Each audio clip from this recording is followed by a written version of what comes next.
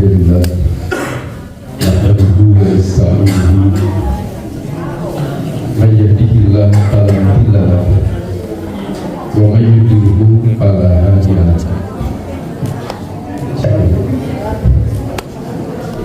Asyhadu an la ilaha illallah wahdahu la syarika lahu wa asyhadu anna Muhammadan abduhu wa rasuluhu amma ba'du.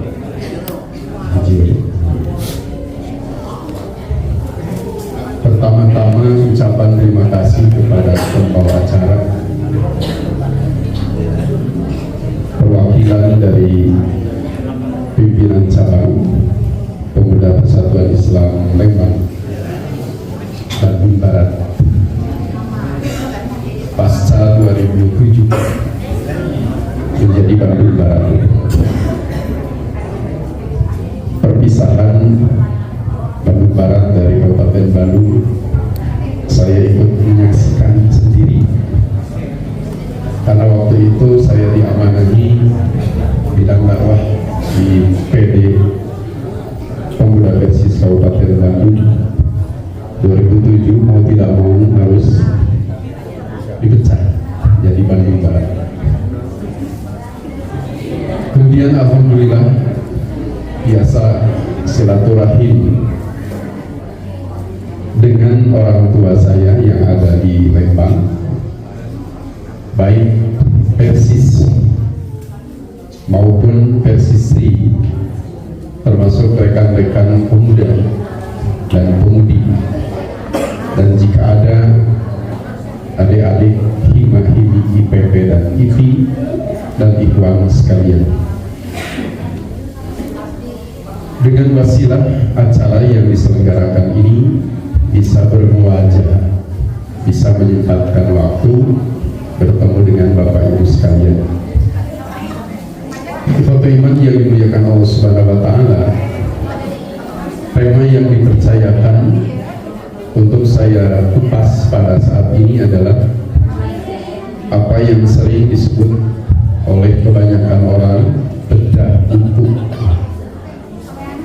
Biasanya kalau di tempat saya di daerah di kampung bedah balong, bedah balong, bedah buku, bedah ingatnya bedah balong, tapi sekarang buku.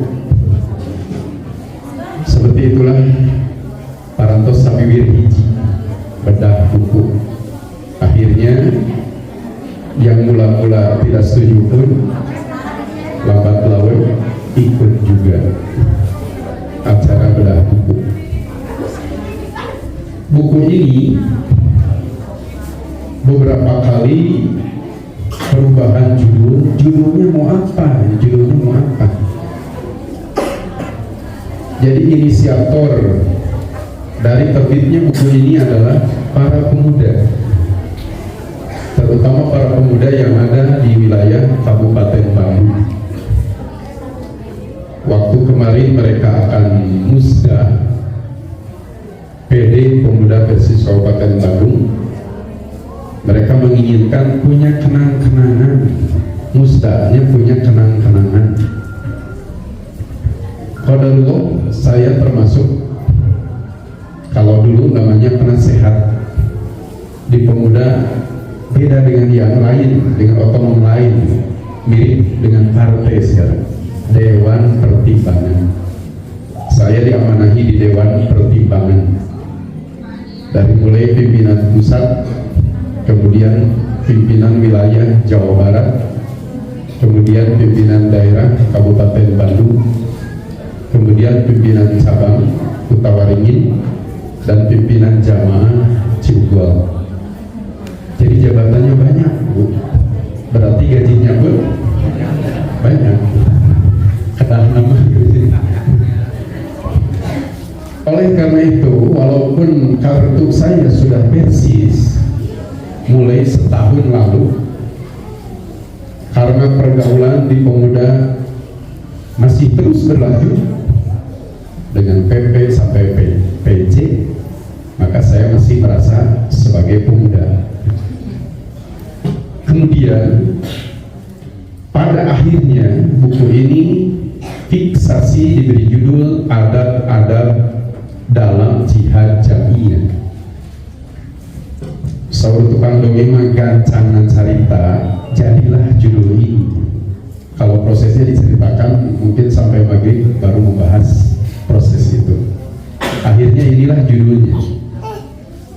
Harapan kami waktu itu supaya gerakan pemuda Persis yang pertama tidak dari nol lagi, ketika ganti kepemimpinan tidak dari nol lagi, tapi sedikit banyak ada jejak-jejak asar-asar yang bisa dilanjutkan. Itu yang pertama.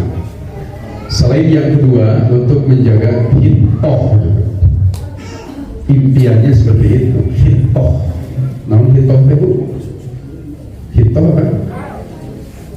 Kalau kereta api rel, kalau kereta api kan tidak bisa ke jalan raya, di rel. Walaupun ada jalan tol yang halus, yang lurus, tapi kereta api ya di rel saja. Kalau kereta api ke jalan raya namanya apa? Anjlok, bukan menggembirakan.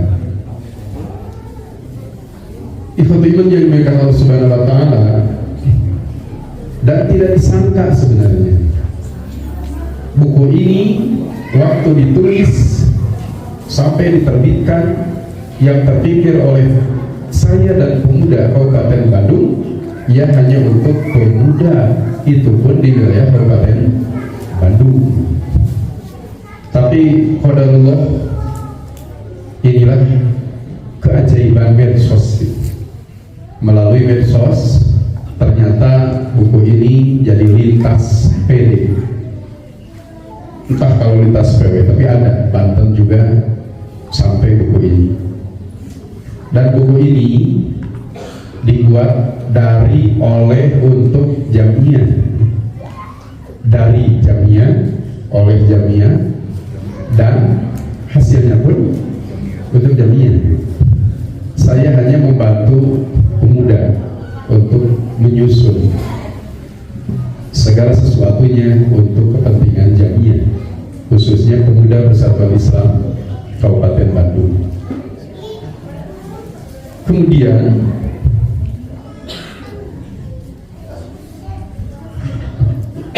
walaupun di judul mutlak dan umum adab-adab dalam jihad jamiah, tapi di dalam jelas maksudnya Persis.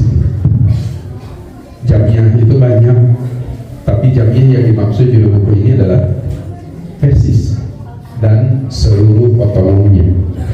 Artinya isi buku ini memang bukan hanya diperlukan oleh pemuda, tapi oleh seluruh anggota, aktivis, dan pimpinan jamiah, baik Persis, Persisri, termasuk pemudi, termasuk hima-himi, termasuk lembaga-lembaga yang ada di bawah jamiah, apakah Surulkan atau Sigap atau lembaga-lembaga lainnya, supaya kompak, supaya satu frame.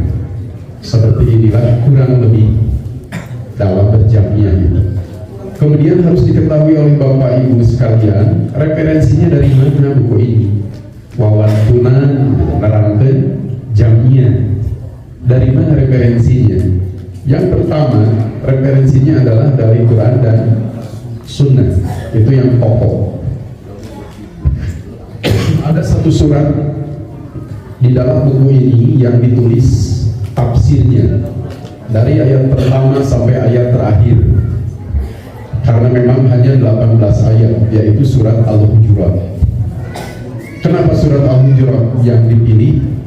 Karena Dr. Wahbah Zuhaili menyebut dalam Tafsirul Munir surat Al-Hujurat karena isinya tentang adab, tentang akhlak, maka surat Al-Hujurat dinamai juga surat akhlak, surat adab.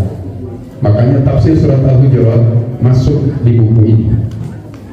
Yang kedua dari sunnah, tentu dari hadis-hadis Nabi Sallallahu Alaihi Wasallam, dari Quran, dari sunnah yang pokok, plusnya tidak banyak sebenarnya, dari apa yang teralami, termasuk oleh saya sendiri di Jamiah. Mungkin Bapak dan Ibu ada yang lebih lama jam terbangnya di Jamiah.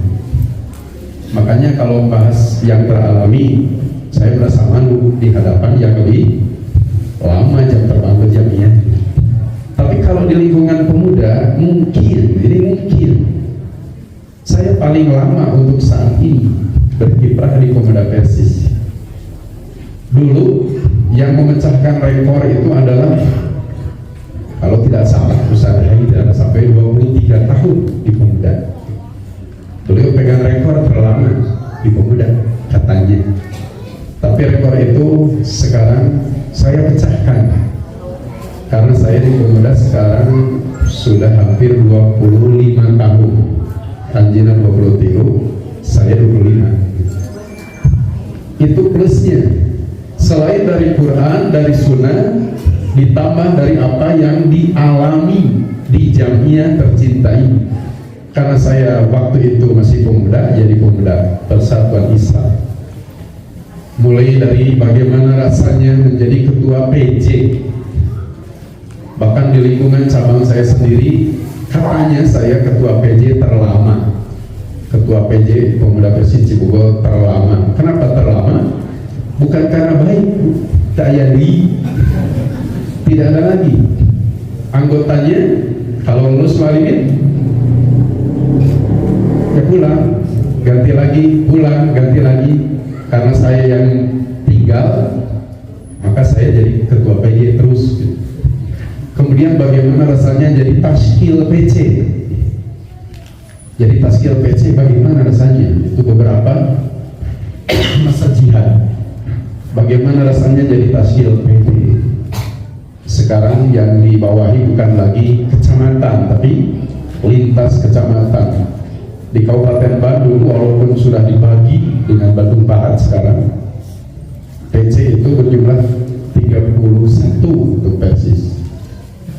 Alhamdulillah seluruh kecamatan terisi oleh cabang Persis. Pemuda baru 26 PC dari 31 kecamatan. Kemudian bagaimana rasanya diamanati taskil PP? Qadarullah, Allah menetapkan dan menentukan saya satu masa jihad yang hampir 2 masa jihad di pimpinan pusat. Itulah tambahannya dari Quran, dari Sunnah, dan dari apa yang dialami di Jamiah.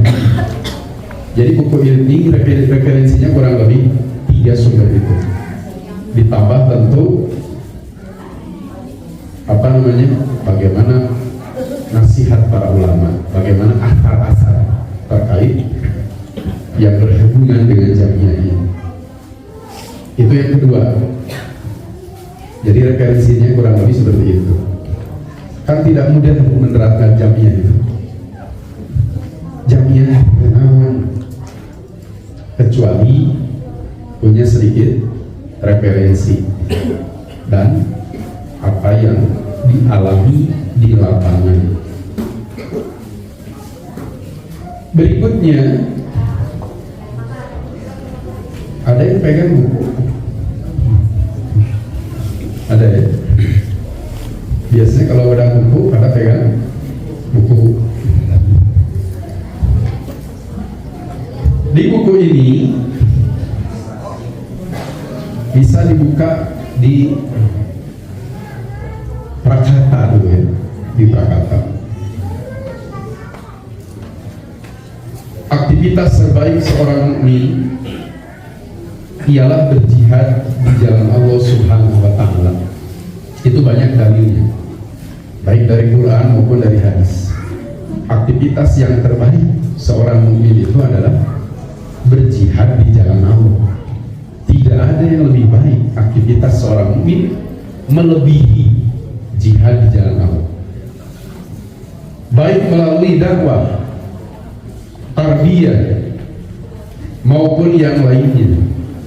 Dakwah dalam rangka berjihad di jalan Allah, tarbiyah dalam rangka berjihad di jalan Allah, maupun yang lainnya. Untuk mewujudkannya sangat diperlukan adanya Jamiah. diperlukan adanya jamiah. Dakwah sendirian, cacaling cengan, bisa tidak? Dakwah sendirian. Ya semua dakwahnya lihat, cacaling cengan. Kalau pertanyaannya bisa atau tidak, pasti bisa. Tapi pasti hasilnya, dan orang yang melakukannya pun akan merasakan bagaimana capeknya, bagaimana payahnya, bagaimana kekurangannya. Disinilah urgensi jamiah. Dengan adanya jamiah, tenaga jadi besar. Yang mendukung, yang tanggung jawab jadi banyak. Jauh perbedaannya dengan dakwah sendirian, termasuk tarbiyah. Maka wujudlah jamiah di kita, persatuan Islam. Kenapa namanya seperti itu? Persatuan Islam. Karena memberi nama itu tidak sembarangan, apalagi untuk kepentingan orang banyak. Kange putra, putra urang, milari nami, ngadang nami, tambah sulap. Sudah membuat nama ini sepertinya paling bagus, coret ada yang lebih baik. Dipikir-pikir, ada lagi yang lebih baik dari ini, tip X lagi. Hasil pertimbangan yang matang. Kenapa namanya persatuan Islam? Di buku ini saya kupas dari tafsir Kanun Asasi di halaman 9. Persatuan Islam itu adalah cita-cita jamiah ini. Jantan persatuan Islam itu cita-cita itu. Persatuan Islam itu cita-cita untuk terwujud satu persatuan pemikiran Islam, dua persatuan rasa Islam, tiga persatuan usaha Islam, empat persatuan suara Islam. Jadi jamiah ini punya cita-cita, cita-citanya terwujudnya yang empat tadi. Antara kata persatuan dan kata Islam itu, satu ada pemikiran, dua ada rasa, tiga ada usaha, empat ada suara. Cita-cita memiliki, ada cita-cita suka gitar. Ketika SD biasanya kita ditanya oleh guru, nanti kalau sudah besar cita-cita mau jadi apa? Jadi dokter. Tercapai tidak jadi dokter, jadi pilot, jadi pengusaha sukses. Apakah seluruh cita-cita bisa tercapai? Ayam karugi, ayam itu cita-cita tekarugi ku generasi ayeuna memanawian generasi anak-anak kita bisa mencapai, tidak tercapai oleh generasi anak-anak kita, generasi cucu kita, cicit kita, cita-cita, terus ikhtiar, terus usaha untuk sampai pada cita-cita persatuan Islam.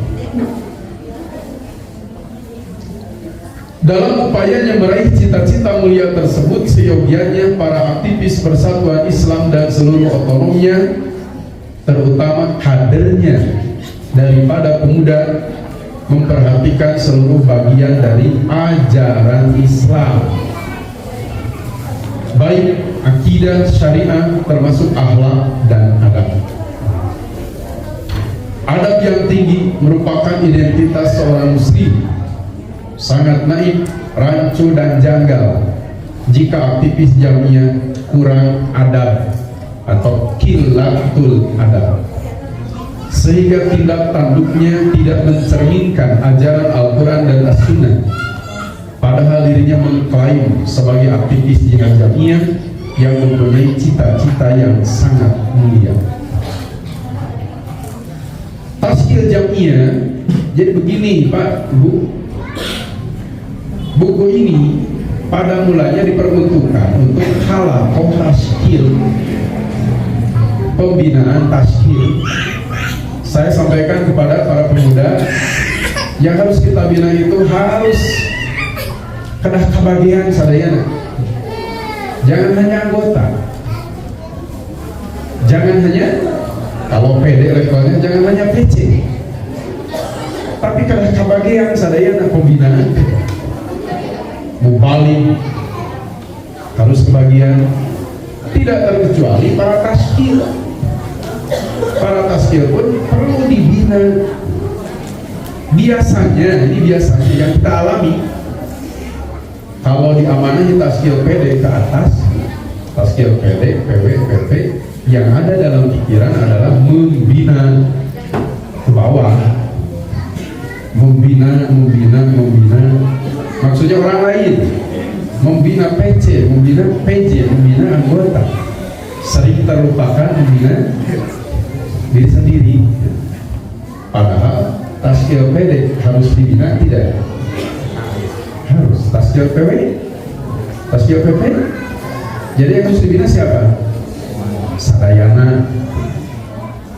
Jadi dalam plan kita, rencana kita, di sini juga ditulis khazanah untuk materi halaqah taskil jami'.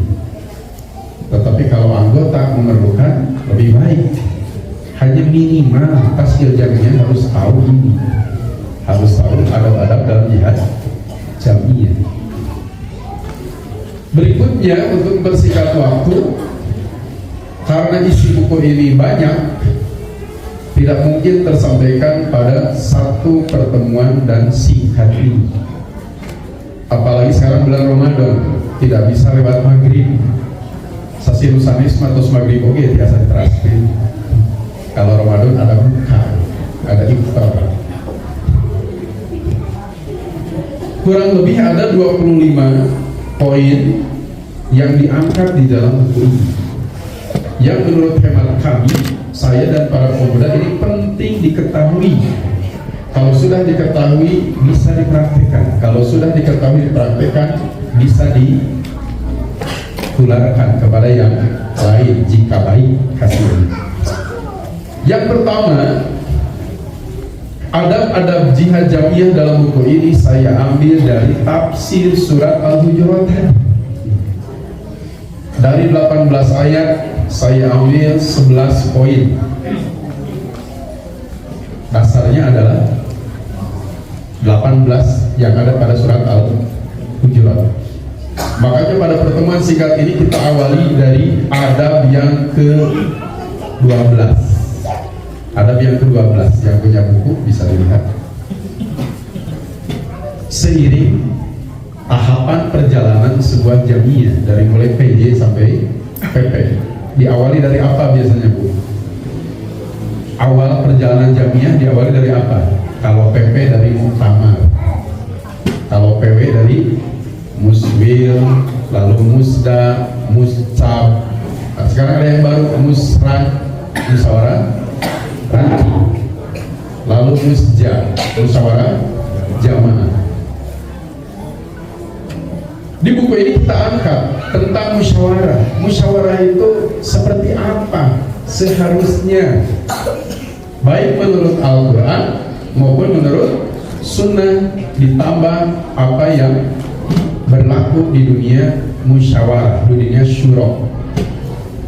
Itu kita angkat supaya yang tadi, target yang tadi, aktivis jihad jamiah terutama generasi baru tidak lagi menghitung dari nol, tapi sedikit banyak ada asar-asar yang bisa diikuti. Apa saja isinya yang diperlukan diketahui terkait syura ini? Di halaman 78 bisa dilihat. Kita angkat apa yang menjadi dasar syura. Ternyata dasarnya adalah ayat Quran dan hadis. Kemudian makna syura. Syura itu sendiri apa sebenarnya? Kemudian hikmah syura apa? Termasuk ahlu syura yang layak ikut musyawarah itu siapa saja dan apa kriterianya? Termasuk teknis syura. Syura itu teknisnya bagaimana mestinya. Dan yang terakhir pasca syuro. Kalau musyawarah sudah selesai, apa yang sangat elegan untuk kita lakukan? Faida azamta fatawakal ala Allah. Bertawakal kepada Allah. Dengan dibukukan, dengan ditulis, informasi bisa lebih merata dibandingkan dengan dari mulut ke mulut. Itu terkait yang pertama kita bahas dari syuratul musyawarah. Kemudian dari musyawarah menghasilkan apa biasanya? Dari muktamar menghasilkan apa? Dari musyawir, musda, mustab, musran, musjad menghasilkan pemimpin, ya. Bagaimana terkait kepemimpinan di dalam Quran dan Sunnah? Itu kita singgung walaupun sekelumit. Yang lebih kita soroti adalah hadis Nabi yang mengatakan bila engkau meminta dan menginginkan kepemimpinan lalu jadi pemimpin, itu adalah wukilta. Tapi bila engkau jadi pemimpin bukan hasil mau, bukan hasil meminta, Rasul menyebutnya uinta. Jadi kepemimpinan itu antara uinta dan wukilta. Itu yang kita angkat. Jadi wahyu itu tidak sembarangan menerangkan. Upami orang hoyong nyuhunkeun kepemimpinan nantinya wukilta. Tapi kalau kita diamanahi kepemimpinan padahal mimpi saja tidak, melamun saja tidak, apalagi mau. Rasul menyebutnya uinta, ditolong. Uinta itu ditolong. Kalau wukilta kebalikannya, tidak ditolong oleh Allah. Saya tahu hasil hayang ente, saya tahu hasil minta ente. Tapi kalau bukan hasil meminta, bukan hasil ingin, uinta, ditolong. Ini bukan masalah sederhana menurut saya. Makanya kepemimpinan itu antara uinta dan wukilta. Wukilta, uinta, uinta, wukilta. Lebih detailnya bisa dibaca di dalam buku ini. Berikutnya, setelah terbentuk pemimpin sudah terpilih, lalu terbentuk kepemimpinan kolektif, paket kepemimpinan, tashkil. Apa yang seyogianya dilakukan oleh tim tashkil ini? Kedah nawan, kedah kumaha, tos ayat, tos kabentuk tashkil. Saya angkat di sini tarbiyah sebelum jihad. Tarbiyah sebelum jihad. Saat canprung memutarkan roda jihad jamiah, jangan lupa tim tashkil ini harus ditarbiyah. Harus ditarbiyah dulu. Itu yang saya singgung tadi. Bila kita diamanahi jadi tashkil PD ke atas, biasanya yang ada dalam pikiran itu membina yang lain. Bahasa yang sering terdengar membina ke bawah, tak apa maksudnya bawah, sehingga mengabaikan pembinaan internal, terutama tarbiyah ruhiyah. Saya berani menyampaikan ini karena pernah mempraktikkan ketika diamanahi ketua pimpinan daerah di Kabupaten Bandung. Saya praktekkan tashkil dibina. Tashkil itu kan perwakilan. Kalau PD, PC-PC. Kalau PW, PD-PD. Kalau PP, PW-PW. Kalau PC, PJ-PJ. Perwakilan. Dengan dibinanya mereka sama dengan membina anggota. Dan itu terjadi positif. Jadi teknisnya waktu itu 2011 kalau tidak salah, 2011-2014, ketika waktu ngantor tashkil itu bukan mengkaji terlalu tinggi, mentadarus nadaras. Pokoknya ada satu ayat yang diperdengarkan, ada satu hadis yang terdengar oleh tashkil. Targetnya tidak muluk-muluk. Apakah ada pengaruh tersendiri kalau mendengar satu ayat dibacakan? Kalau mendengar satu hadis terdengar oleh kita? Ada pengaruh tidak kepada ruhiyah kita, kepada keimanan kita?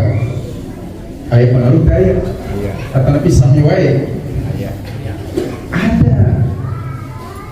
Al-Munajjid berani menerangkan di buku-bukunya dengan membaca, dengan mendengar ayat Quran, nas hadis, itu ada pengaruh positif tersendiri pada jiwa kita, ruh kita, keimanan kita. Waktu itu saya telah menulis Tahdhibul Akhlaq, buku akhlak, tapi belum diterjemahkan, masih bahasa Arab. Maka buku itulah yang ditadarus kurang lebih 30 menit sebelum ngantor. Jadi ngantor sebelum membahas jamiah kurang lebih 30 menit, 20 sampai 30 menit tadarus dulu. Tujuannya adalah satu ayat harus ada yang terdengar oleh tazkir saya ini, atau satu hadis harus ada yang dibacakan. Dalam rangka apa? Ini tarbiyah sebelum jihad. Harus ada pembinaan internal tazkir. Jangan hanya memikirkan bagaimana membina, mentarbiyah ke bawah, sementara internal diabaikan untuk mentarbiyahi. Jadi setelah terbentuk kepemimpinan, ketua dan tazkir, maka tidak boleh mengabaikan poin ini, tarbiyah sebelum jihad. Pemuda mengadakan program khusus halaqah tazkir, terutama ruhiyahnya. Kemudian berikutnya berarti memutarkan roda jamiah sudah mulai sekarang. Musyawarah sudah, pemimpin sudah terpilih, apalagi kalau UINTA pemimpinnya. Allah siap menolong. Kemudian tarbiyah tidak boleh diabaikan. Namun juga tarbiyah kan.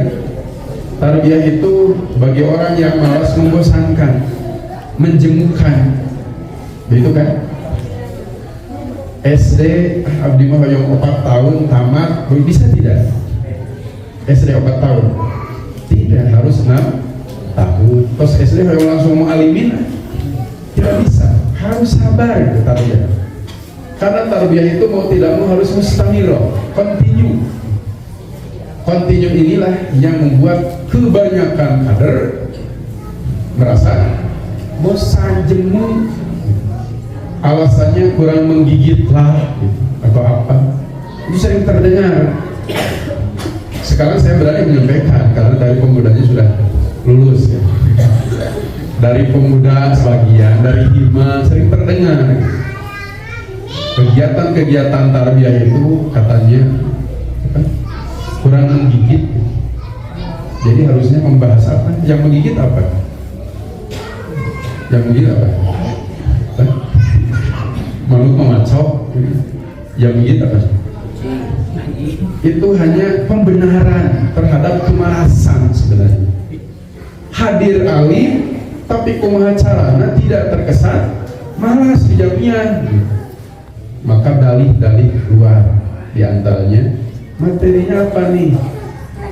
Kajian akidah, fikih, akhlak kurang menggigit. Padahal mah kedua malas. Tapi kan tidak mau dianggap negatif di jamiah. Hoyong nilai hoyong tetap saya. Padahal kiprah di jamiahnya tidak sebagus nilai tersebut. Makanya sering muncul pernyataan-pernyataan seperti itu. Jadi tarbiyah sebelum jihad tidak boleh diabaikan. Jadi kita berharap tazkir seluruh jenjang itu punya halaqah tazkir, terutama ruhiyah. Bahkan di pimpinan pusat masa jihad Ustaz PK di awal masa jihad, sebelum kita menyusun tazkir, saya sampaikan ini, jangan lupa tazkir itu harus dibina sebelum membina PW, PDP, PJPC sampai PJPJ, dan beliau meresponnya sampai dikenal di pimpinan pusat di masa jihad Haji Eka itu ada acara takol, bukan takol, pakai takol. takliful qalbi. Taklif menyatukan, qalbi hati. Takliful qulub, takol disingkat. Takol lah. Jadi sebelum ngantor teh ditakolan lah tasbih itu. Berikutnya, setelah mulai memutarkan roda jamnya, ada yang harus tasbih itu satu tren. Tidak boleh berbeda-beda, tidak boleh bervariasi. Contoh apa? Poin 15 kita angkat, mesti ikhlas dalam berjihad. Itu poin sangat penting. Semangatnya kita di Jamiah karena apa? Ada yang semangat di Jamiah? Pasti ada. Nah, yang bersemangat karena apa? Justru karena ikhlas ini. Bukan karena satu kali ngantor 500 juta satu kali ngantor umpamanya dapat apa, bukan karena itu, tapi karena ikhlasnya yang membuat orang-orang jadi semangat dalam memutarkan roda Jamiah. Ikhlas. Tapi ikhlas ini seperti asap. Ikhlas teh seperti hasab, seperti wareg. Bisa kita tidak makan, tidak minum, tapi wareg nama hoyong ngiring waregna, tidak mungkin. Ada asap, ada api. Maksudnya apa? Saya cari selama kurang lebih 10 tahun. Saya hitung 10 tahun dari awal sampai akhir. Ingin paham satu buku akidah, judulnya Kitabut Tauhid. Hoyong ngartos kitab tauhid dari bab pertama, dari muqaddimah sampai bab 66, semuanya 66 bab. Hoyong ngartos,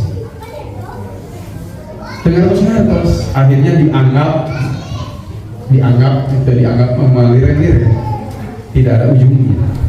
Saya hitung 10 tahun baru berani menyebarkan buku, judulnya Sudah Luruskan Akidah Kita.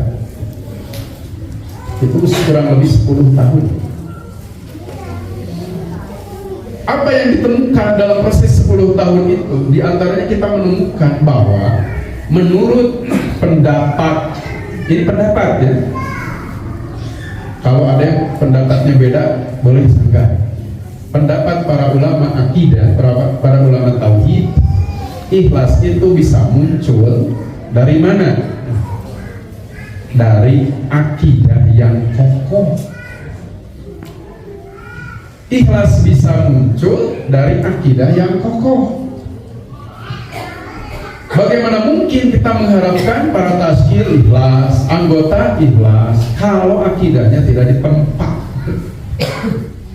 kalau akidahnya tidak disesegan, kalau mengkonsumsi akidahnya seperti nasi baru bisa.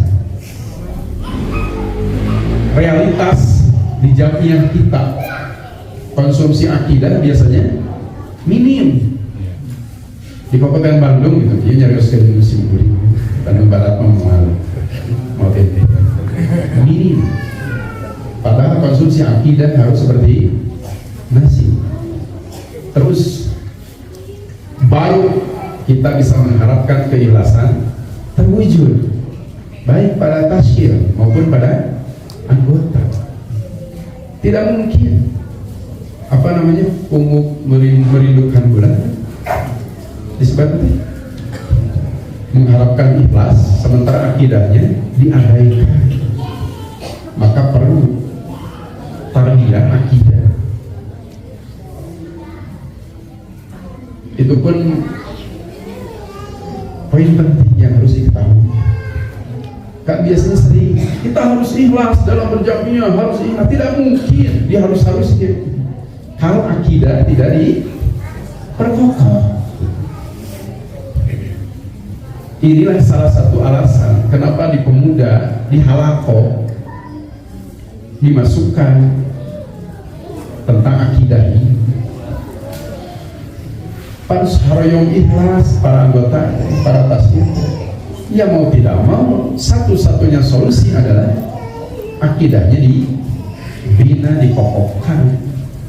Hanya masalahnya harus siapa yang mengajarnya, gitu ya. Kalau mengkokohkan akidah berarti harus oleh orang yang akidahnya sudah kokoh juga, gitu ya.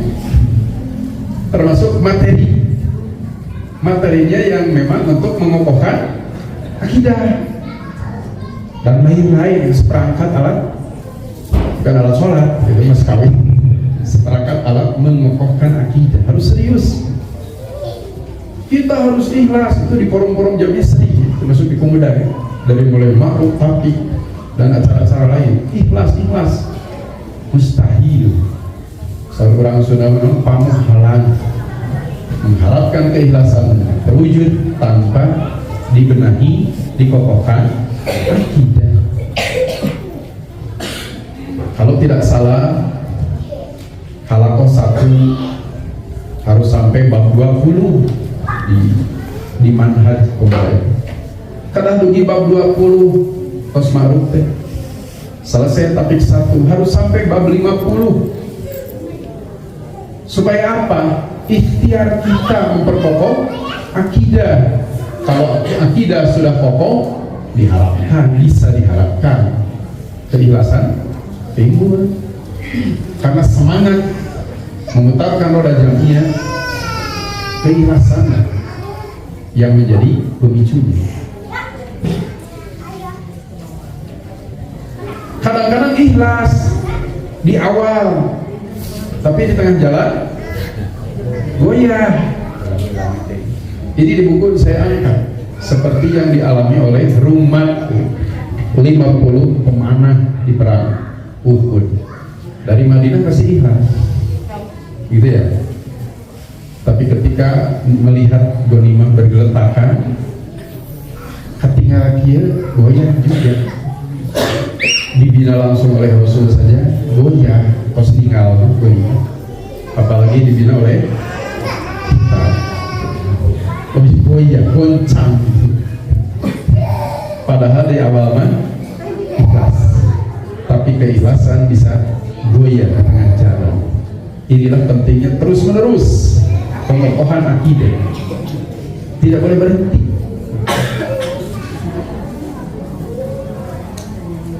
Apalagi yang saya angkat setelah memutarkan roda jamiah, mau tidak mau, urgensi sabar dalam berjihad. Harus sabar, ketua harus sabar, tashkil harus sabar, anggota mah boleh anggota tidak sabar? Sama, anggota juga harus sabar. Seperti di rumah tangga yang harus sabar, suami atau istri atau anak? Semuanya. Suaminya penyabar, istrinya kurang sabar. Istrinya penyabar, suaminya temperamen.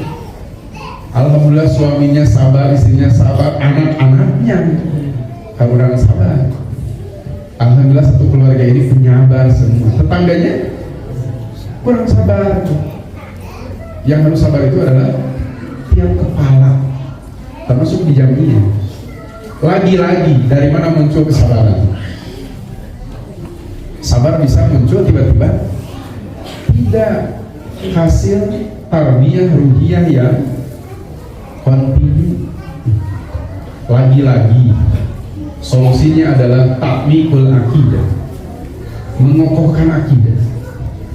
Sabar, ikhlas muncul dari akidah yang kokoh. Berarti kalau kita mengharapkan baik anggota atau tashkil sabar, ikhlas, mau tidak mau harus mentarbiyah akidah wayahna, supaya tidak pamuhalan, supaya bukan termasuk unggul merindukan bulan. Tidak ada lagi cara lain. Kita mencari referensi para ulama yang bahas sabar. Dari mana sabar muncul? Ternyata jawabannya tidak berbeda dengan dari mana ikhlas muncul. Dari akidah yang kokoh. berarti tidak mudah mengharapkan kesabaran dan keikhlasan muncul. Harus membina terutama akidahnya sampai kokoh, bukan hanya selintas, bukan hanya satu pertemuan selesai, tapi terus menerus. Jangankan memperkokoh akidah, menguatkan kaki saja cukup 1 bulan menguatkan kaki. Sampean hoyong kiat cukup 1 bulan? Tidak. Bisa tidak? Tidak. Perlu waktu yang lama. Pandangan hoyong kiat bisa 2 bulan, 3 bulan. Harus continue. Apalagi akidah yang harus diperkuat. Akidah ini kurang menarik materi, apalagi oleh para pemikir. Materi akidah, pembinaan akidah, karena akidah Islam itu menawan kita bebas berpikir. Karena akidah yang benar, akidah yang lurus adalah mau tidak mau harus berdasarkan ayat Quran dan hadis sahih, minimal hasan. Jadi tertawan, tidak bisa liar, makanya kurang digandrungi materi akidah. Terapi tidak menggigit lagi. Berikutnya kita mengangkat variasi niat dalam berjihad. Orang berkecimpung dalam dunia jihad, termasuk jihad jamiah, harus diketahui oleh para pemimpin ada variasi niat. Mungkin yang sering kita dengar dari sepuh-sepuh kita di jamiah, ada yang menghidupkan jamiah, ada yang menurut hidupkan jamiah. Berarti variasinya harus diketahui. Kalau sudah diketahui, dihijrahkan niat yang belum pas, ditarbiyah akidahnya lagi, supaya niatnya semuanya mengharap pahala di sisi Allah semata. Ngahirup ke jamiah, sanis nurut hirup di jamiah. Upami nurut hirup di jamiah, satu acan jamiah hirup, Ustaz Robli menyampaikan kita lebih dulu mati. Kita yang lebih dulu mati kalau nurut hirup, numpang hidup. Tapi kalau menghidupkan jamiah, jamiah hidup, kita pun hidup. Kita ikut hidup, jamiah pun ikut hidup. Selanjutnya kita mengangkat dalam memutarkan roda jamiah terkadang, tapi rentan, apalagi pemuda, bab finansial, bab dana, bab emas, mengadakan kegiatan yang perlu dana. Kalau pemuda dari mana? Karena yang tadi kita mengalami pemuda program hebat-hebat, biaya besar-besar, kan luar biasa. Tapi kegiatan selalu terlaksana dan punya saldo. Itu hebatnya pemuda. Gaduh sisa, padahal sebelum mengadakan kegiatan tidak punya apa-apa. Seperti itulah kalau melihat perjalanan jihad Rasulullah, tidak jauh berbeda seperti itu. Berarti hitoh jihad kita tidak melenceng sami sareng Rasul itu. Karena memerlukan dana, kadang-kadang besar, kalau kegiatannya besar, efeknya besar. Apa solusi yang dilakukan? Solusi yang dicari, minta bantuan, cari bantuan dana. Kasaha, gimana? Kamana? Apa nama kayaknya gitu kan? Makanya dalam hal ini kita mengangkat poin ke-18, selektif dalam menerima bantuan. Silakan menerima bantuan, tapi selektif kita tidak boleh diabaikan. Harus selektif. Bahasa akidah itu halal dan tidak mengikat, gitu ya. Bukan hanya halal, tapi dan tidak mengikat. Makanya kita angkat di buku ini selektif dalam menerima bantuan. Ada yang menjadi dasarnya dalil dari hadis yang sahih. Apa hadisnya? Silakan dibaca di buku. Suatu penasaran. Berikutnya, wajib amanah dalam berjihad. Poin penting yang harus diketahui sejak awal. Sejak awal sebelum memutarkan roda jamiah diketahui oleh keseluruhan baik taskil maupun anggota bahwa dalam berjihad wajib amanah. Tidak boleh sedikit pun terjadi khianat. Apa yang jadi dasar dalilnya ada di buku. Silakan bisa dibaca. Berikutnya, tidak bisa dipungkiri perbedaan pandangan, perbedaan pendapat, dan perbedaan lain menjadi bumbu di dalam jihad jamiah.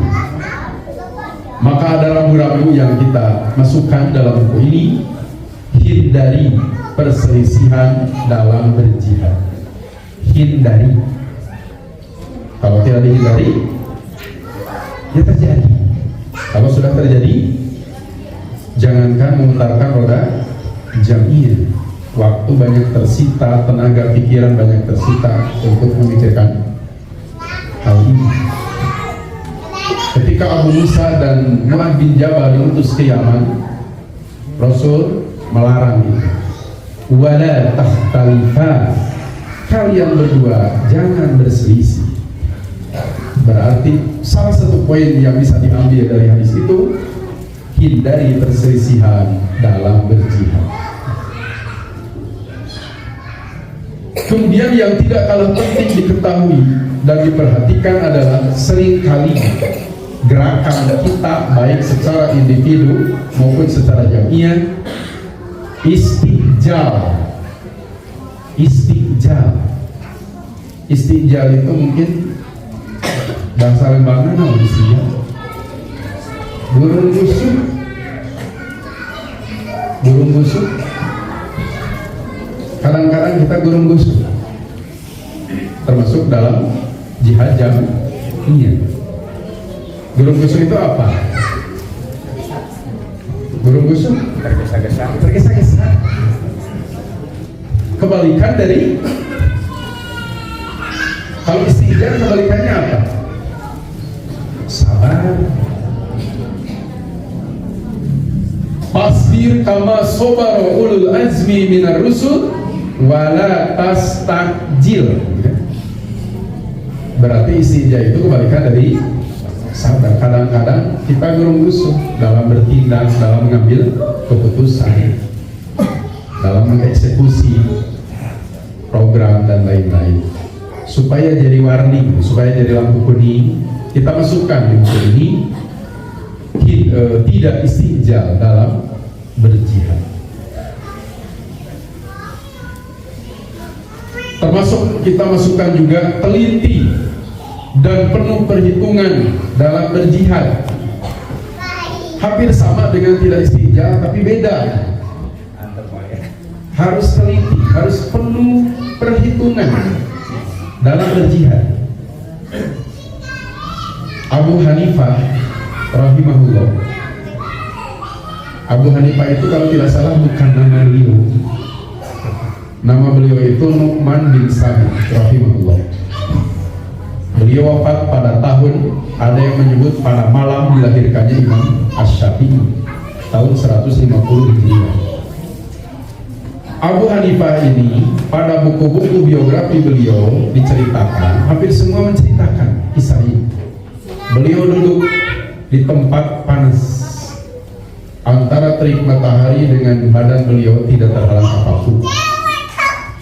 Padahal di dekat beliau ada rumah yang bisa dijadikan tempat berteduh. Biasa nyiungan padahal, tapi Abu Hanifah lebih memilih dan lebih nyaman diam di tempat yang panas. Ada orang bertanya kepadanya, berkata, sebagian bertanya, sebagian berkata, "Lau tahawwalta ila zin." Kenapa Anda tidak berpindah ke tempat teduh? Padahal ma'atu di dunia kali ngadeg teh kalaka di panas. Kan ada rumah yang bisa dijadikan tempat berteduh. Bagaimana jawaban Abu Hanifah? Yang punya rumah ini punya utang pada saya. Nugaluhna teh bumi teh boga hutang ka simkuring. Berarti Abu Hanifah bade naon kadinya? Wajibnya nagih. Buat nabi. Yang punya rumah ini punya utang kepada saya. Seandainya saya berteduh dengan rumahnya, takut termasuk menarik manfaat dari utang tersebut. Takut menarik manfaat dari utang. Sedangkan dalam hadis yang dhaif, iya sahih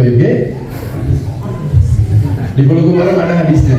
Kullu qardin jarra manfaatan bahwa riba. Setiap utang yang menarik manfaat maka itu adalah riba. Di Bulughul Maram ada hadisnya. Tapi dhaif. Dhaif hanya di Bulughul Maram. Saya ingat hadis ini ketika debat di Pemuda. Sebelum debat di TITN, diseleksi dulu di PD antar PC. Waktu itu saya masuk final, jadi wakil PD di TITN, juara 2 waktu itu Lembang masih Kabupaten Bandung ya. Yang saya pegang hadis ini.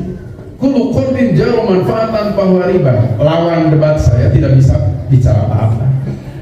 Padahal saya khawatir dia tahu hadis itu dhaif. Untung terang. Jadi kita jadi menang ya. Deg-degan padahal bukan aku yang dhaif, fakta. Jadi hadis dhaif juga bisa menang di debat. Kan debat. Bukan mencari kebenaran. Iman debat, lomba debat, ternyata hadis dhaif pun bisa jadi unggul karena lawan tidak tahu itu dhaif. Kalau tahu bisa langsung kalah. Alhamdulillah terangnya lawan. Waktu saya bertemu lagi sekarang sudah persis sekarang beliau. Antum terang teh bangna bahasa debat jangan. Itu teh hadis dhaif. Bahasa MTL masih buka hadis dhaif wae. Kami antum terang ya tapi namanya baheula. Jadi memori terbuka lagi. Kenapa Abu Hanifah tidak mau berteduh dengan rumah ini? Khawatir termasuk riba. Berarti ada sikap apa pada diri beliau? Ada sikap teliti dan penuh perhitungan dalam berjihad. Berikutnya 3 terakhir, tinggal 3, masih panjang 3. Saya masukkan juga poin ke-23 di buku ini, mewaspadai penyusup dalam berjihad. Sebagian audien waktu buku ini mulai dibedah, sernu ta'arna kerun, ta'arna ikrun. Memang ada penyusup dalam berjihad. Penyusup ke dalam Islam ada tidak? Ada. Penyusup ke dalam Persis kira-kira ada tidak? Kira-kira ya. Bukankah Senuk apa? Senuk apa? Yang minat Senuk non diawasi selesai. Beliau itu penyusup. Berarti penyusupan itu memang ada. Itu sampel yang ada di Jawa Barat. Kalau di tingkat dunia, itu yang saya masukkan di buku ini, dua sampel. Pertama Abdullah bin Sabah, kedua Mustafa Kemal Atatürk. Ini dua sampelnya. Sehingga tahun 1924 Masehi di Turki sana terjadi apa? Berakhirnya runtuhnya kekhalifahan Turki Utsmani. Tahun berapa? 1 tahun setelah Persis lahir. Persis lahir tahun berapa? 23. Setahun setelah itu tahun 24 di Turki terjadi berakhirnya kekhalifahan Turki Utsmani. Di antaranya peranan siapa? Ini Mustafa Kemal Atatürk. Karena saya menemukan satu buku tentang orang munafik, judul bukunya. Menurut buku ini, kalau ingin tahu sampel dan pergerakan para penyusup di dalam Islam, pelajari sepak terjang dua sosok ini. Pertama Abdullah bin Sabah, kedua Mustafa Kemal Atatürk. Harus dipelajari, tidak perlu oleh semua, tapi oleh apa ya? Data ayat di belakangnya, oleh Intel Jamia, nanti ayat, oleh grup Hudaifahnya Jamia. Harus ada.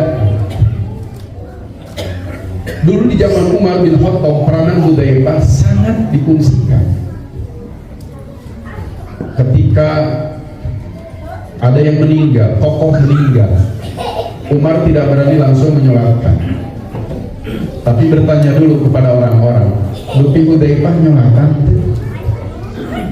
Nyolatan. Beliau pun menyolatkan, padahal seorang khalifah. Berarti kalau disolatkan oleh Hudaifah tidak termasuk orang munafik. Umar pernah bertanya kepada Hudaifah, apakah pada staf saya, staf kami ada orang munafik? Hudaifah menjawab, ada satu orang. Siapa? Hudaifah tidak menyebut nama, tapi menyebut posisinya. Hudaifah menunjukkan posisinya yang lalu Umar mengcancelnya. Sosok Hudaifah diperlukan adanya untuk bisa mengendus para penyusup ini. Biasanya para penyusup ini gerakan bawah tanah. Berarti yang bisa mengendusnya pun harus orang yang ahli pergerakan bawah tanah. Sultan itu diharapkan memerankan itu, tapi mesti jauh untuk ke sana. Itu kita masukkan karena Jamiah di sini maksudnya global, bisa jadi pusat Jamiah.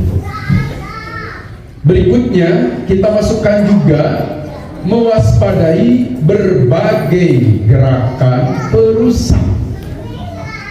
Kalau tadi sosok, persona, kalau ini gerakan, harokah. Ada beberapa harokah yang merusak tatanan Jamiah kita. Itu harus diwaspadai. Kita ambil sampel umpamanya Ilmaniyah. Ini sangat merusak.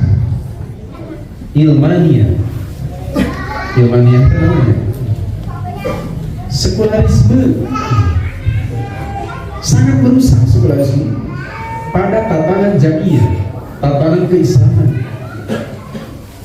Kenapa para mujahid jadi mengendur semangat jihadnya? Karena sudah tercemari oleh sekularisme. Kenapa ini rajin semangat di Jamiah, tapi harus selalu pakai pamrih? Ternyata lagi-lagi virus Ilmaniyah sudah meresap. Yang saya jadikan contoh di dalam buku ini keseluruhannya, itu Ghazwul Fikri, perang pemikiran. Karena dari sanalah bermunculan beberapa pergerakan yang merusak. Kalau tidak salah, waktu perang salib keberapa ya? Lowis 9, bahasanya juga Lowis. bahasa Lembang misalnya Louis, bukan. Louis IX kan tertangkap, ditawan ketika perang salib. Ketika ditawan itulah muncul ide brilian dari si Louis IX. Apa ide briliannya? Ke depan menghantam, melumpuhkan, menghancurkan umat Islam jangan lagi dengan satu cara ini, bukan dengan jalan perang fisik lagi. Apa? Ya inilah yang sekarang disebut Ghazwul Fikri. Pemikirannya yang harus diserang, pemikirannya yang harus dihancurkan melalui apa? Teori-teori yang dikemas dengan ilmiah, melalui buku-buku, melalui tulisan-tulisan. Kan tidak merasa diserang, diundang, bahkan undang apa? Bedah buku, jangan-jangan diserang ke judi. Diundang fasilitas dijamin di hotel dan lain sebagainya. Padahal waktu itu sedang diserang pemikiran keislaman. Jadi itu nyata. Ketika saya lengser dari pimpinan pusat pemuda karena memang KTA sudah habis, daftar ke Persis. Bahkan saya bertanya ke sekretariat jamiah di pimpinan pusat, anak balik ke Persis kedah ma'ruf deh. Kang Gin-Gin itu menjawab, masih dari pemuda, sudah ribet jadi anggota ayam ma'ruf, main-main bercanda. Persis mati kedah ma'ruf, genap kali ngawas ge, biasa jantan anggota seorang jinan. Pusat melakukan 3 kali ngawas lagi, sampai formulir yang depan. Akhirnya saya masuk Persis. Beberapa minggu dapat kartu Persis, ditelepon oleh Ketua PD Persis Kabupaten Bandung Sarasi. Siang-siang, intinya apa? Mantosan anak di PD 1 tahun di. Saya jawab, Ustad, KTA nage, nomor anggota nage tak acan apal anak teh. Kira aku jauh jatuh kecil PD. Beliau jawab tidak apal, saya tahu begitu. Ini apalnya NPA pemuda, weh. Nomor anggota Persis belum hafal. Akhirnya saya terima. Di mana Ustaz posisi abdi? Di Birgada dakwah. Di Birgada.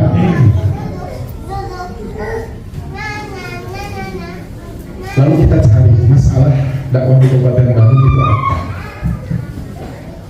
Banyak sedikit. Pasti masalah apa? Kalau dipilari itu dipilari baik. Berarti kita harus menambah ilmu. Ilmu apa yang sekiranya harus ditambah sebagai bidang dakwah? Akhirnya saya tanya semua, tanya guru, tanya para penasehat kita. Saya belanja ke Shopee, belanja lagi buku-buku tentang aliran pergerakan Ghazwul Fikri dan lain-lain. Mungkin ada 15 judul. Itu yang saya baca untuk jadi bidang dakwah. Buku-buku tentang ini, aliran-aliran yang musa. Bilih kurang kajongjonan teu aya nu ngagarahkeun, apalagi sampai menghadang. Kan harusnya ada yang menghadang. Biar yang paling bertanggung jawab untuk menghadang berarti bidang dakwah. Seperti itu, makanya saya memandang penting memasukkan poin ini, mewaspadai berbagai gerakan perusak. Di internet, di YouTube saya menemukan satu video Pak Profesor Fahmi Zarkashi. Beliau banyak membahas tentang Ghazwul Fikri. Salah satu video saya putar ternyata menyebut-nyebut Persis di menit keempat kalau tidak salah. Sebab-sebab Persis kan ada irisan kita dengan Persis. Yang beliau sampaikan apa? Bisa di cek ya di YouTube. Jadi di Muhammadiyah ada liberal, NU ada liberal, di Persis juga ada liberal. Nah ini poin ini, di Persis juga ada liberal, tapi yang bicara selevel beliau mungkin punya referensi tersendiri. Biasa dipilari judulnya nama tidak ini. Dan sebelum Pak Mizar Kashi dari Gontor. Makanya lagi-lagi kita mandang penting masukkan poin ini, mewaspadai berbagai gerakan kerusakan. Yang terakhir, yang ke-25 kita masukkan untuk diketahui oleh aktivis Jamiyah bagaimana kualitas umat sepeninggal Rasulullah SAW atau Rasul Kudus, kualitas umat Islam teh kumaha kan ada dalam hadis, supaya dipikirkan oleh aktivis Jamiyah lalu mencari solusinya atau antisipasi. Kalau sudah terjadi, solusinya bagaimana? Kalau belum terjadi, antisipasinya seperti apa? Supaya kualitas umat Rasulullah pasca Rasul wafat tetap khairul ummah, kuntum khairul ummah. Itulah kurang lebih adab-adab dalam jihad Jamiyah yang diangkat di buku ini. Tapi yang saya bahas 12 sampai 25. Karena 1 sampai 11 itu ada pada kandungan surat Al-Hujurat yang tentu Bapak dan Ibu, terutama para pemuda, surat Al-Hujurat matos digayem,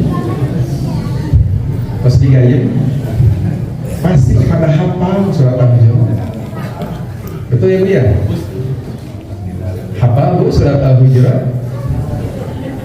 Hafal tidak? Berapa ayat? 18 ayat. Saya tafsirkan di buku ini semuanya, lalu dijadikan 11 poin adab-adab jihad dalam Jamiyah. Puperiheun 30 juz atau surat Al-Hujurat sasurat. Mumpung Ramadan masih ada.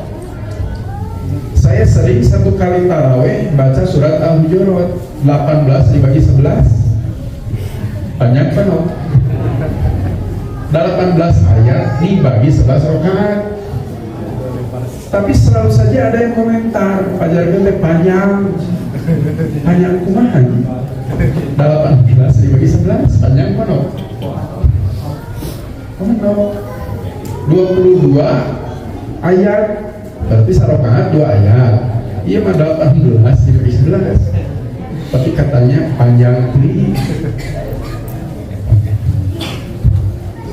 Harus sepertinya aktivis Jamiyah memahami surat Al-Hujurat ini, sebab di dalamnya terkandung bagaimana untuk membentuk masyarakat Islami. Jadi membentuk masyarakat Islami, ada yang mengatakan para ulama cukup dengan surat Al-Hujurat, berarti harus dipahami dulu. Alangkah lebih baik selain kita paham, hafal. Pira oge 18 ayat, pira 18-nya. Al-Baqarah saja 286 kita tidak hafal. Ini 18 ayat. Mudah-mudahan buku ini pun menjadi perangsang dan dorongan tersendiri supaya yang membuat buku ini kan pemuda, khususnya para pemuda, menjadi tercambuk untuk menghafal surat Al-Hujurat ini. Demikianlah yang bisa dikupas. Mohon maaf hanya dibahas tema-temanya saja, tidak dengan isinya, karena isinya bisa dibaca di buku. Sementara saya cukupkan terlebih dahulu. Aku qouli hadza wa astaghfirullah li wa lakum. Wassalamualaikum warahmatullahi wabarakatuh.